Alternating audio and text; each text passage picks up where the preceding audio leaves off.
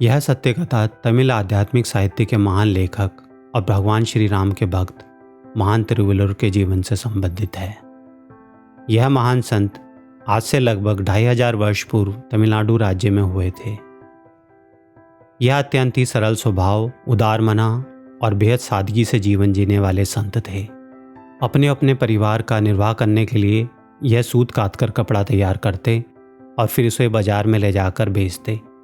दिन भर के कमरतोड़ परिश्रम से वे अपनी आजीविका अर्जित करते थे। सहनशीलता, धैर्य और क्षमा की तो वो मूर्ति ही थे। लेकिन जैसे संसार में कभी ना तो अच्छे महान व्यक्तियों की कमी हुई है, उसी तरह से यहाँ पर भी कभी ना तो दुष्टों की और ना ही नर पुरुषों की कमी रही है।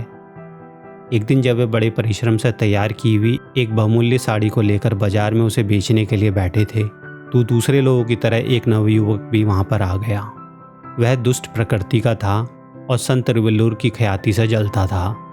आज सुनहरा अवसर देखकर उसने उनकी परीक्षा लेने की सोची और उसने साड़ी का मूल्य पूछा। संत तिरुवल्लुवर ने बड़े प्यार भरे शब्दों में उस साड़ी का मूल्य 4 रुपये बता दिया। पर जैसे दुष्ट व्यक्ति अपने स्वभाव से बाज नहीं आता, उसी तरह से उस युवक ने संत को क्रोध दिलाने के लिए उस साड़ी को उठाकर उसके 2 टुकड़े कर दिए और फिर से उनका मूल्य पूछा। महान तिरुवल्लुवर ने बिल्कुल शांत रहते हुए ही उस साड़ी का मूल्य 2-2 रुपये बता दिया। उस व्यक्ति ने दोबारा से प्रत्येक साड़ी के 2-2 टुकड़े कर दिए और फिर से प्रत्येक साड़ी का मूल्य पूछा। संत जी ने उसे निश्चल प्रेम भाव से उस साड़ी का मूल्य 1-1 रुपये बता दिया। पर संत की सहनशीलता देखकर फिर भी उस युवक को लज्जा नहीं आई थी। फिर से उसने प्रत्येक साड़ी के 2-2 टुकड़े कर दिए और फिर से उनका मूल्य पूछा। संत जी ने अविचलित रहते हुए ही उनका मूल्य बताया 8-8 आने। वह युवक इसी तरह से साड़ियों के टुकड़े टुकड़े करता गया और उनके दाम पूछता गया।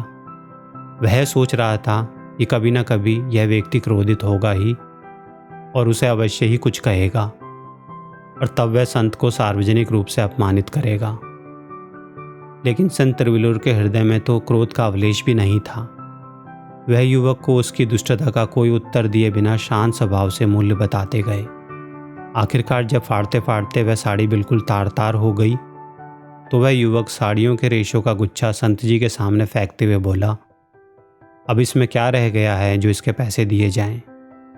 फिर उस व्यक्ति ने धन का अभिमान प्रदर्शित करते हुए कहा, यह लो इस साड़ी की कीमत, और पैसे संत जी के सामने फेंक दिए। संत जी ने निश्चल और शांत स्वर में उत्तर दिया, बेटा, यह पैसे तुम अपने पास ही रख लो।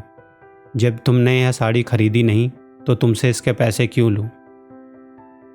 और उन्होंने युवक के पैसे वापस कर दिए। इस घटना से युवक का हृदय पश्चाताप से इतना जलने लगा कि वह सीधे उनके पैरों में गिर गया। उसके आंसू से भरे नेत्रों को देखकर संत जी की आंखें भी भर आई। फिर वह उस युवक से बोले, बेटा, तुम्हारे 4 रुपये देने से इस क्षति की भरपाई नहीं हो सकती।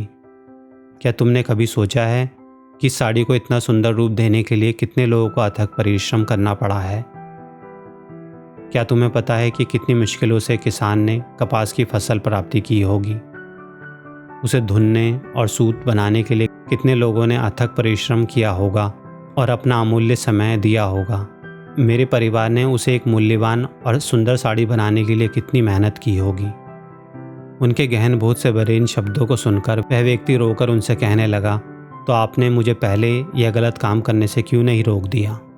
महात्मा तिरुवल्लुवर बोले, यदि मैं तुम्हें पहले ऐसा करने से रोक देता तो तुम्हें अमूल्य शिक्षा कैसे मिलती और फिर मुझे भी अपनी सहन शक्ति का कैसे पता चलता? वह युवक प्रसन्न मन से विदा हुआ और फिर बाद में उनका शिष्य तब स्वीकार कर एक अच्छा इंसान बना। जो शिक्षा प्रेम, सहानुभूति और क्षमा से दी जाती है, केवल वही व्यक्ति के व्यक्तित्व में सच्चा परिवर्तन ला सकती है, क्योंकि यह शब्द नहीं बल्कि अंतकरण के पवित्र भाव हैं जो बदलाव के कारक हैं। इस कहानी से हमें यह सीख मिलती है, धैर्य उन सबसे श्रेष्ठ सद्गुणों में से एक है जो किसी इंसान के अंदर हो सकते हैं।